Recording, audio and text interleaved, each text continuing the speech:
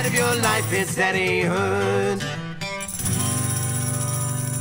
For those of you who cannot wait and love daddyhood, please head over to our Patreon. We have exclusive access to episodes, we have early access to episodes, and we have behind the scenes footage.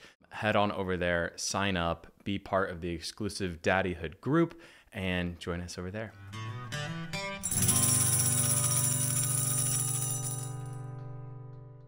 Welcome back to Daddyhood. Our guest needs no introduction.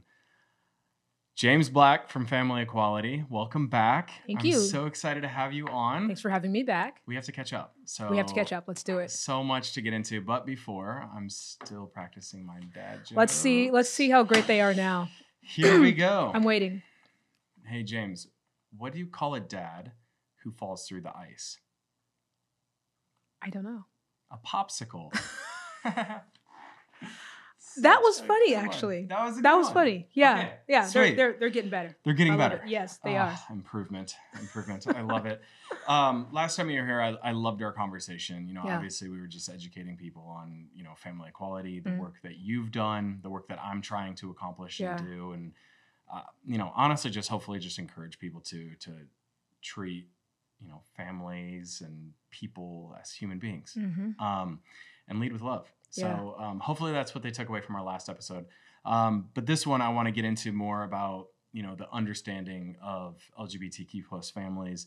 I want to talk about the do's and the don'ts of the LGBTQ plus parents. And I also want to talk to you about how we can talk and communicate with our kids. Yeah. And also just explain, diversity, but also just like how we can equip them to handle those conversations in school, in public settings.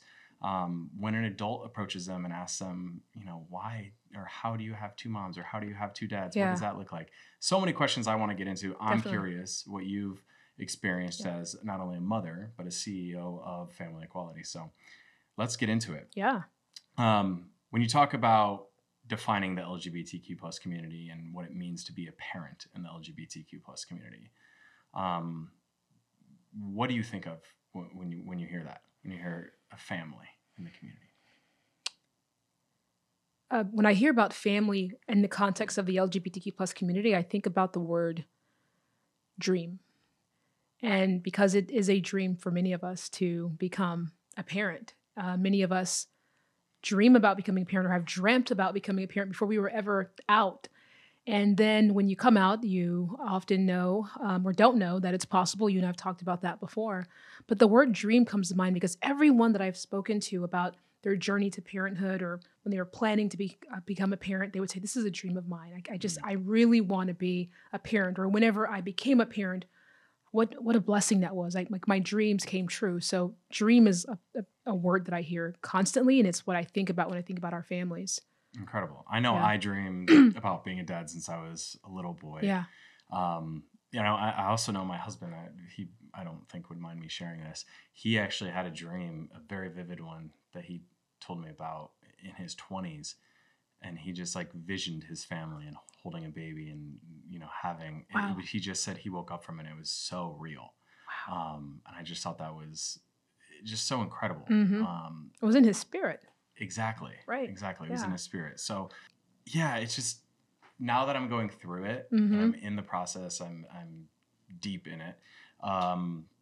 It is a dream. It's a dream come true. It's a dream I never thought that I'd be able to accomplish. Yeah. It's funny. I've probably shared this story before, but when I was in grade school, or elementary school, depending on what you call it and where you're based in our country, my teacher asked me what I wanted to be when I grow up, which seems like a normal question to ask. So I wrote down, I want to be an NFL player. And they told me, you have to go back and choose a more realistic career, a more realistic profession. I was like, okay. Obviously, I'm a little discouraged, but I went home and I wrote down stay-at-home dad. Did you? Yes. Wow. And now I feel like I'm about to accomplish both of those in one lifetime. So it's I was going to say, and you were an NFL player, so it was absolutely realistic. Would be so proud of so proud of you. Absolutely. What grade schooler knows about a stay-at-home dad? Like what type of? That's just very surprising that you had the awareness to say, yeah, stay-at-home dad. Yeah. I mean, look, I'm sure the teacher probably rolled her eyes and was like, he's lazy. But like now that I'm learning, that's more work than most 9 to 5s. Yeah, it is. So, it absolutely so is. all the stay-at-home moms and stay-at-home dads out there, obviously, hats off to you. Hats off to you. It's a lot. Yes. So yeah, and who knows? Jordan told me I'm not allowed to be a stay-at-home dad, so I have to keep working. But I am going to be a dad, hopefully. Yeah, I can work from home. Yeah, exactly. One thing that I want to talk to you about, obviously as I'm preparing for daddyhood and entering in and becoming a father, how do you deal with people having stereotypes about your family, about you, about your kids, and misconceptions? How do you navigate that? You get used to it, but I will say that it's frustrating. It's difficult. And look, we just want to live our lives. We just want to be a family and be parents like anyone else. But there's this constant coming out, first of all, that you have to do. And when I say that, I mean that you have to introduce your family to people who do not know your family all the time. And then with this coming out, then there's this education aspect of, and this is how someone will say, well, how are you two moms? Yeah. How did that happen? Or someone will say, so who do these twins belong to? We'll get that question. And we'll say, both of us. And they'll stop and they'll go, what? How? Yeah. Okay.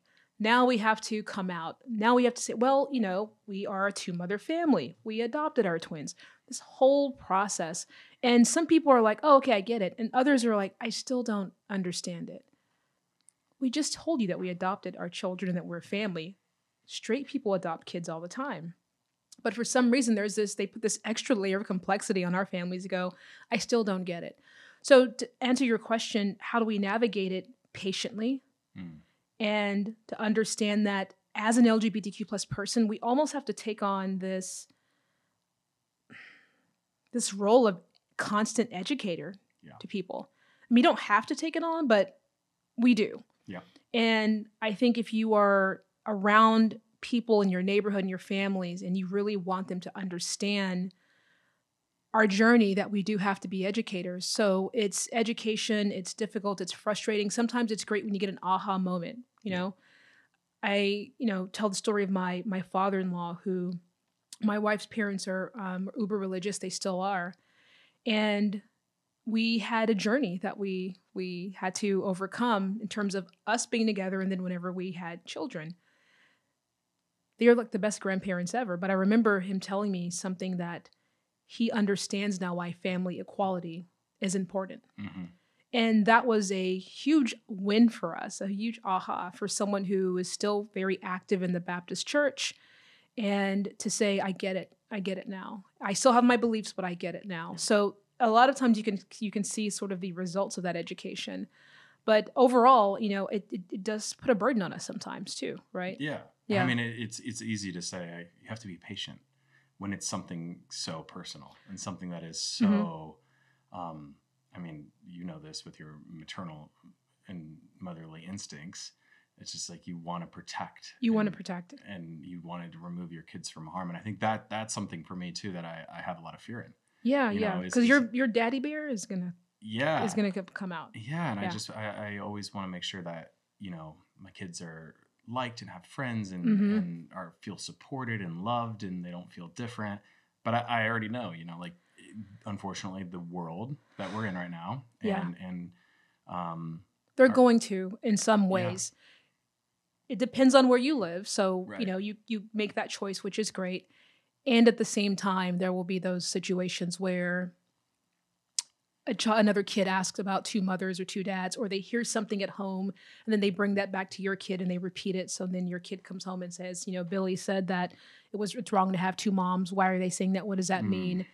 There are going to be, at least for us, another story I can tell is that we were not, especially when we're in Texas, we're not in Texas anymore. We moved for reasons of more inclusivity on the East Coast, but I remember oftentimes we weren't invited to specific to birthday parties. Wow. And, it was very, I guess it was nuanced, but that it was purposeful. Yeah. Right. Yeah. And how gut-wrenching is that for your kid to know that they weren't invited? And how do you explain that to them? We know as parents why we weren't invited. Right.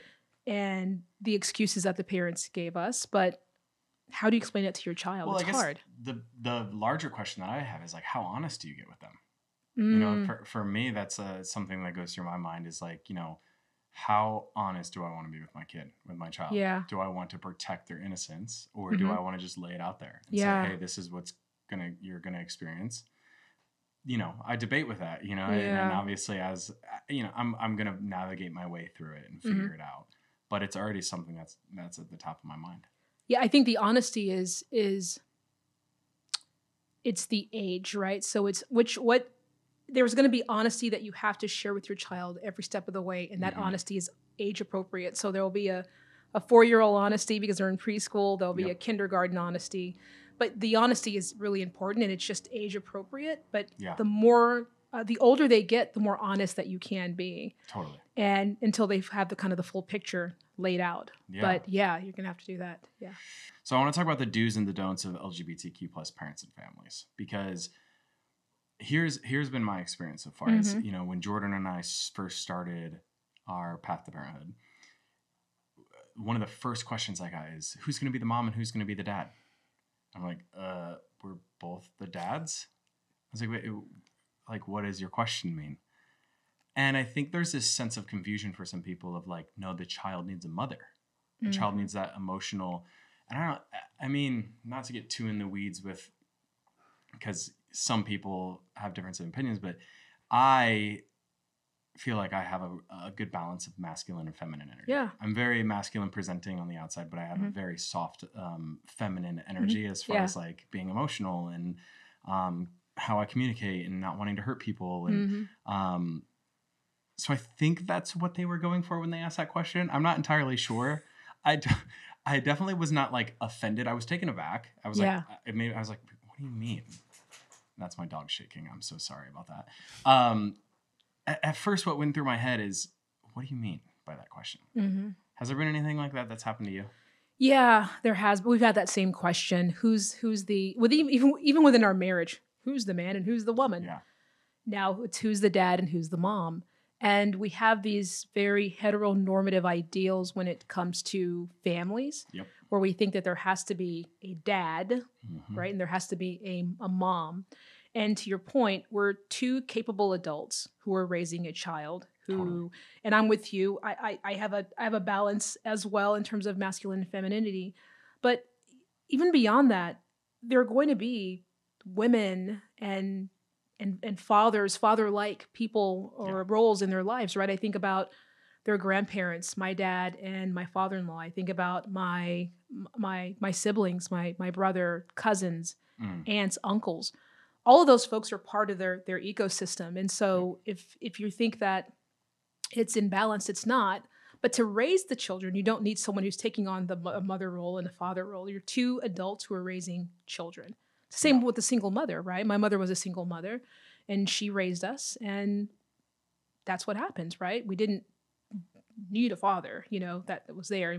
That was not something that was missing. Totally. Yeah, and I think, last time you were on, we spoke about, emphasizing open-mindedness and acceptance and being patient. And while that's challenging at times, it's needed, quite frankly, where we're at today. What have been some messages that you've given to your kids with open-mindedness, with, teaching them to listen and to be respectful, but yet bold and, thoughtful and stand up for themselves? How have you found that balance? Yeah, it is a balance. I used to say that before our kids go to school every morning, we would, especially in Texas, we would arm them with this suit of armor. And the suit of armor was about, I am who I am. My family is beautiful. I have nothing to be ashamed about. And I've changed it from armor, because armor is hard, and armor is, it's something that's heavy. Yep. And I don't want my kids, and I'm raising Black boys, I don't want them to have armor. What I want them to do, as you said, is to be bold and to lead with love and understanding, but at the same time know that there's nothing wrong with who they are and who their mothers are. And so the messages that we give our kids is that you should advocate for yourself, that there are different types of families. We always say that there are mommy and mamas. That's who we are. There are dad and daddies, or fathers and, papas, whatever you want to call it. There are single mothers, and there are people who are raised by their grandmother. We give them the different family structures all the time to say there's just different family structures, and that's what happens. And if anyone says anything that is negative about your family, here's what you can say. Or if anyone dismisses your family, here's what you can say in a very respectful way. An example is that one of my twins' teachers a couple of years ago was at the front of the class and said, okay, everyone, you need to take this assignment home and have mama or your mother and father sign it. And Duke raised up his hand, and this is like my very quiet, child. And he said, no, I have 2 moms. And the teacher caught herself. And she actually emailed us and said, I am so sorry that I assumed or that I made that, that mistake. And so we've taught them how to advocate for themselves. And at the same time, while that's great, I always say I want my children to use their cognitive energy to learn, not to worry about if their family's accepted or not, but it's part of the deal. Yeah. And they have to. So be bold, advocate for yourself, be respectful. If someone is mean or hateful, we don't give that back to them. Yep. And because they're small now, you go tell a teacher. Yeah. Yeah. So when you were, preparing them for school, it was like words of affirmation, a mantra? A mantra. Yeah. I am beautiful. My family is beautiful.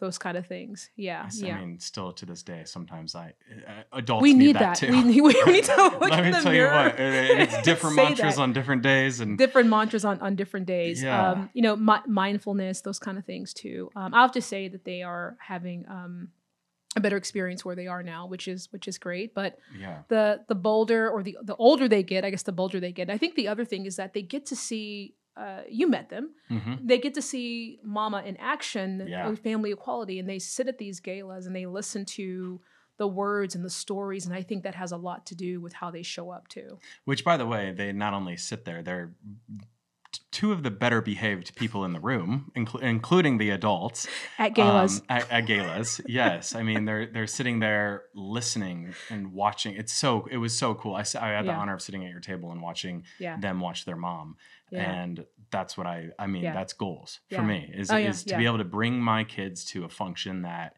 is considered possibly work or advocacy or something that is really important to me. Is a goal of mine. And I could say probably is a goal for Jordan as well, is he wants to lead by. I've always been someone who's prided myself on trying to lead by example. Yeah, absolutely. And I want to do that for my kids. Yeah. Now at home is a different story. There's footballs everywhere, and I'm tripping over football helmets, and the boys are so impressed with you and your NFL career. But so they know that during the galas it's really important and it's work.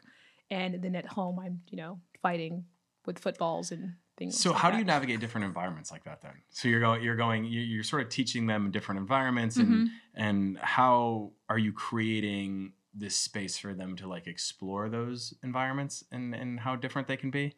Whereas maybe like they know if they're at this function, it might not be as safe, and or like they have to sort of wear a different mask per se to try to protect themselves. Yeah. We haven't had that specific discussion, but I know that they've caught on to, again, I'll go back to when we were living in Texas. When we're in these places, mom and mommy do not hold hands. But when we're here, mom and mommy show affection. Wow. When we're in the, what we lovingly call the gayborhood in Dallas, mom and mommy hold hands. When we're at the restaurant in downtown Fort Worth, they're not holding hands. They've caught on to that. They are never quiet about who they are and who their parents are. But they've noticed that we sort of, this ebb and flow that we have to do from a safety perspective, they've definitely caught on to that. Yeah. And how old are they? They're 9. 9. Yeah. Okay. And, how have you seen them grow and navigate their childhood? Especially with the move. I think that's an interesting topic to discuss. Yeah. My reaction is because moves can be really jarring. Mm-hmm. And when we first moved to the East Coast, I thought everything was going to be great, hunky-dory. And we go to the school, and your husband's from DC, right? And Yep. so he probably understands in DC area, and we think it's going to be all great and progressive.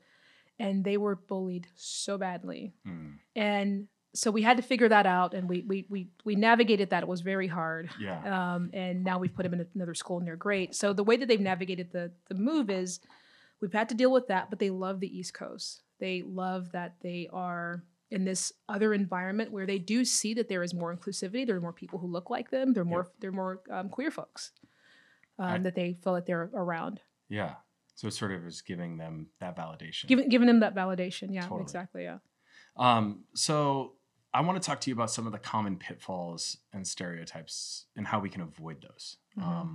Last time you were on, we spoke a lot about allyship and what it meant to be an ally and standing up, and how, taking that a step further even is like, how can some of our allies and our straight friends out there talk to their kids to, encourage them to avoid, the mistakes that, other generations have made. Yeah.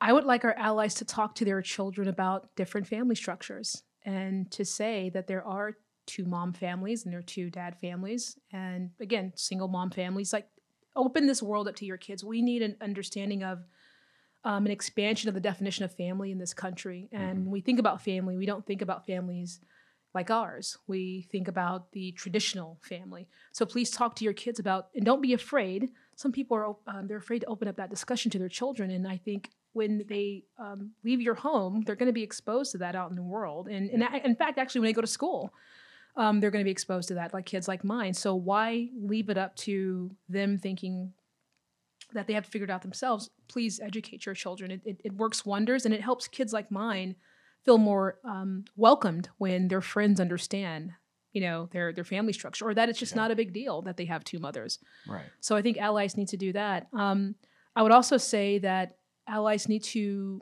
when they see a 2-mom family or 2-dad family, is to not make assumptions, and to think that we are less of a family or not a real family, and to look at it from the perspective of these are 2 people, just like we are, raising children.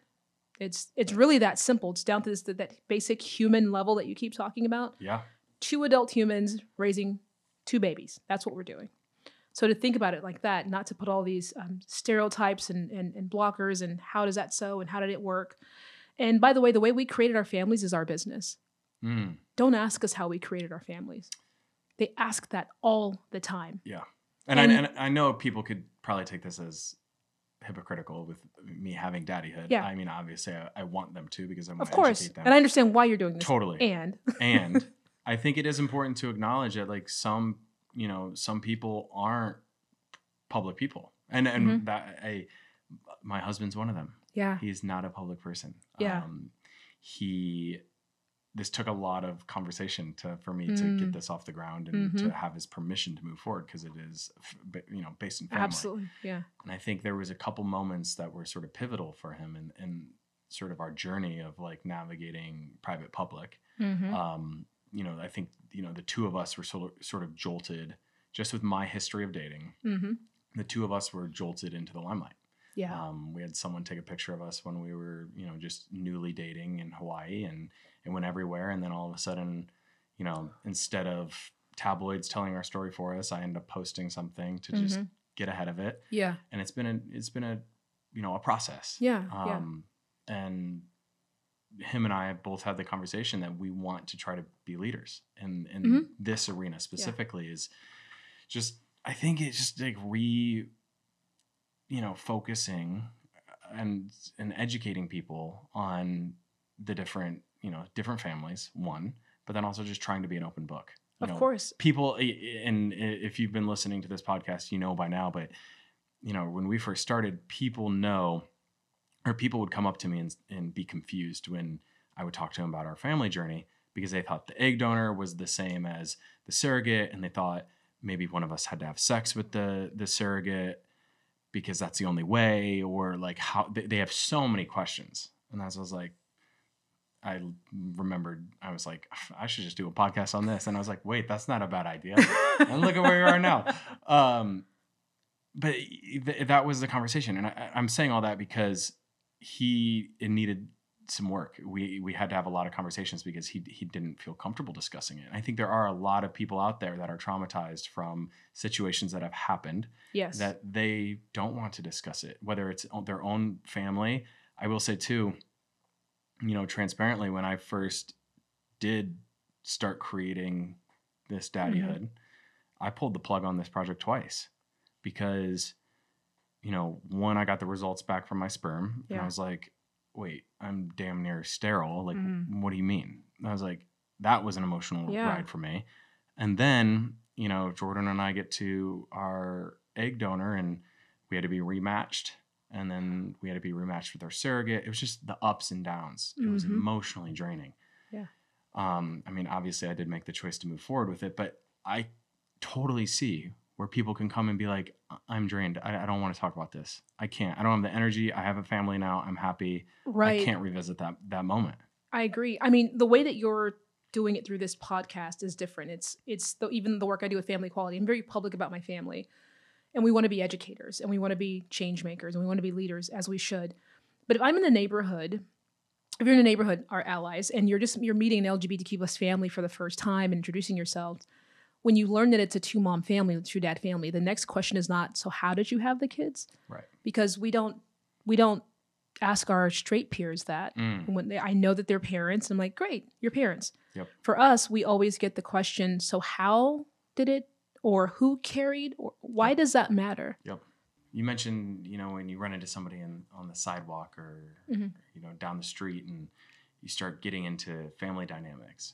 While it is important for representation too, I think, there's also like, easing into friendships. You don't come hot out of the gate being like, tell me, how did this happen? It's like, I just met you. What's your name again? Right. And you want to know like how invasive because it's not an easy process. It's not. And it's a very long one too. So it's emotional. That question that you throw out that you think is going to be how? It's like, well, let me back up 2 years ago, Right. And Family Equality had this incredible commercial that I watched. I remember it so vividly. Yeah. It was so powerful too. And it started with this kid and he was like, hey dad, where do babies come from? And instead of the dad having this stork, answer or even saying from a man and a woman who are in love, he went into the legal jargon and how he went into, it was a 3-minute rant. 3-minute rant on how many obstacles and barriers they had to overcome in order for him to be alive. And I thought it was so cool and so well done. It's called Love, Lawyers, and the Government because that's how we make our families. There's love, there's lawyers, there's the government, and there's the government when you think about the legalities of everything, right? And so I think that commercial was so representative of what our journeys are. He could have given his kid a very straightforward answer, but it's not straightforward. Yeah. And so when someone asks you very candidly, how did you create your family? What they're not understanding is, for us, it was an 8-year journey. We were rejected multiple times. That's what I think about. And who wants to relive the heaviness of that? Yeah. We have our child. We're parents. We said we were. Right. Let's go have coffee. Yeah. Yeah. So how do you bond with, other straight couples that might have different family structures and family dynamics? Yeah. How do those relationships work? In our last neighborhood, our former neighborhood in Texas, I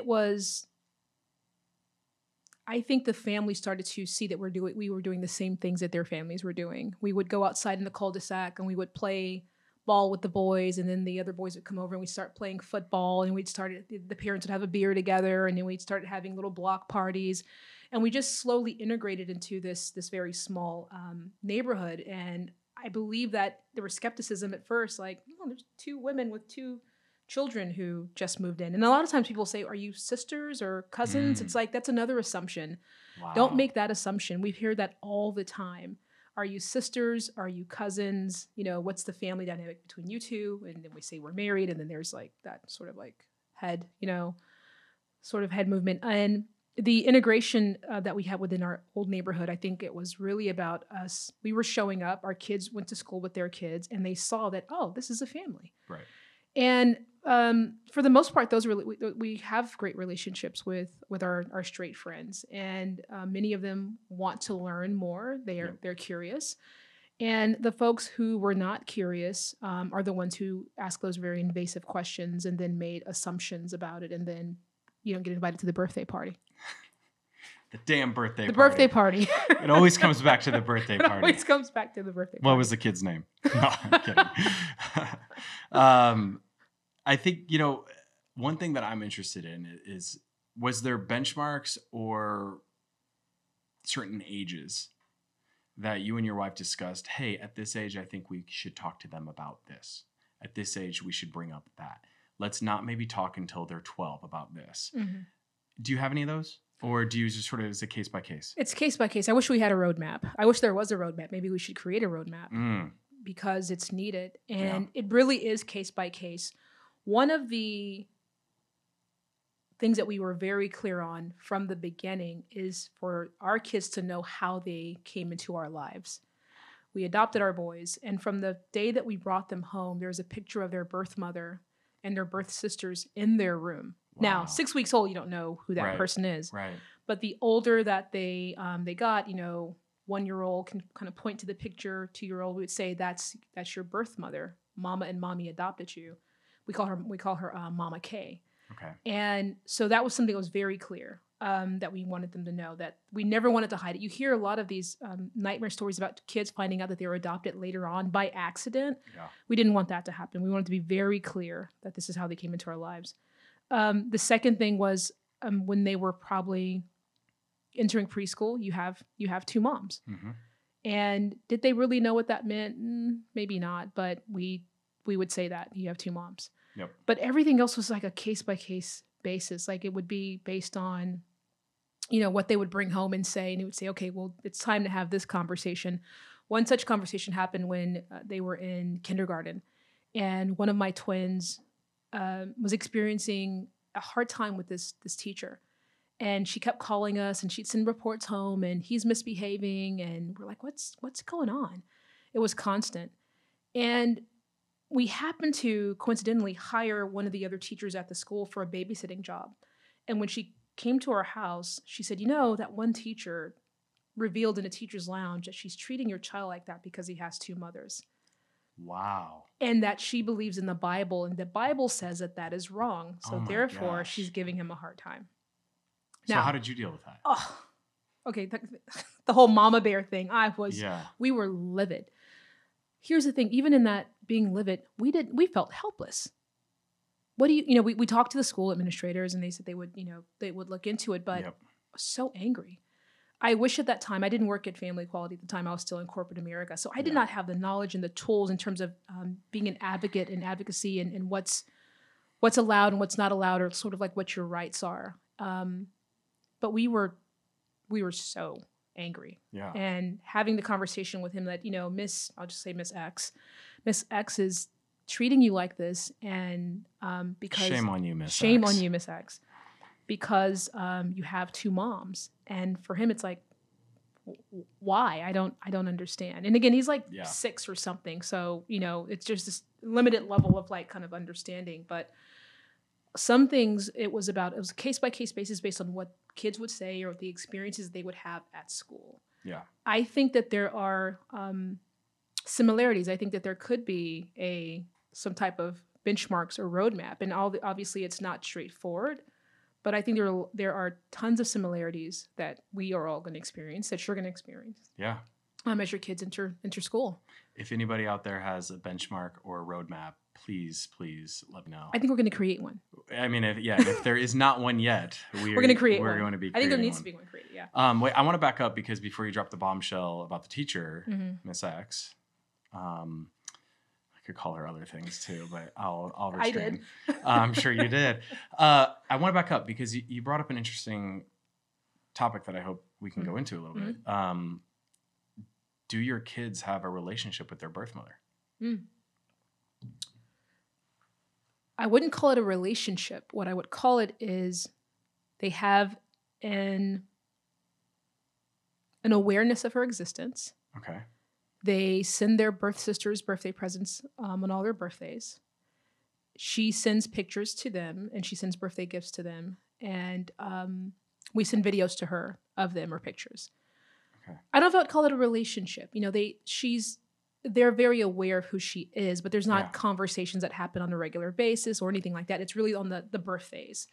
And so they know that she's out there and that they say, oh, we were in Mama K's stomach. And I said, yes. Aww. And so that's what they know. And they're very open about being adopted too. Like they talk about it very, very openly. I think that's healthy. It's not this sad, like, oh, we were adopted. We say that, you know, Mama K blessed us with you two. Yeah. And some people do that. That's such a powerful and, I mean, once again, healthy, I think, way of approaching it. Yeah. You know, from the beginning, you were honest and open with them. And they knew no different. And then finding out and trying to protect them, which I think most parents do. They're like, I'm going to protect them from this and not tell them until they're 14. And then they're like mad at you. Then they're mad at you. As teenagers. Exactly. And I know we didn't pursue adoption yet, but there's a lot of questions that start cycling through my mind. It's like, when do you do that? Do you... You know, do you have a picture of the birth mother always available to him? Do we need to track her down and keep in contact with her in case our kids want to have discussions? Yeah. Was there any plan for you with that? Did you always plan on, or were you waiting for them? Did you give them any choice to say, like, here's her number. Do you guys ever want her, like, we can send her gifts? What do you guys want to do? Or was it more so you guys just said, hey, we said we agreed that it was the way that we wanted to handle it. That we never wanted them to wonder where they came from, and we didn't want to be dishonest about how they came into our lives. Yeah. And so it was not about here's a choice. It was that we thought that this was the best thing to do for their development, and that they would know that the more, my wife often says, you know, the more people who love them, the better. And, you know, one of the unfortunate, but ended up being a blessing to us, but unfortunate incidents that happened is that their birth mother backed out. And so we thought that we lost the twins. I think it was, a day before their birth, she changed her mind and canceled the entire adoption. And we didn't hear from her for 6 weeks. And that was heart-wrenching. You talk about the emotional... And how far along were you in this process of adoption? Oh, we were flying there to we had our apartment ready. We were flying there to go adopt them. So you had contract signed? Contract signed. Had been with her for 4 or 5 months. Payments made. All of that. And the day before... Wow. We get a call from our adoption consultant or contact at the adoption agency. And she said... I know that you are scheduled to get on an airplane in the morning to go to Cleveland. Do not get on that plane. Oh, she's changed her mind. And Colton, it was like a death. I was gut punched. You talk about the highs and lows and how emotional it is for us, the rematching, the results, all those things. And it's exactly what it was for us. And so you're like, we've gone through 8 years of this, but finally, it's going to happen. Right. And then we get the phone call and they say, do not get on that airplane. We went upstairs. We'd already had their nurseries fixed, their names picked out. Wow. We go upstairs and we shut the door to their nurseries and we go downstairs and we never go back upstairs. Like we just stayed downstairs. And 6 weeks later, my wife's phone is buzzing off the nightstand and it's the birth mother, like 2 or 3 a.m. And her text message says, I've made the biggest mistake of my life. I love children. I love these children, but love is not enough to raise children. We still adopt them. And to make a long story short, I had doubts, but we did. And so it's people ask us, well, why would you ever have her in their life? Like she backed out. Everybody was angry at her. And when I understand where she came from and how she grew up, which was very different, and how hard her life has been, and how now that I have children, I can't imagine giving my child up. Right. I can't imagine. So we have empathy for her.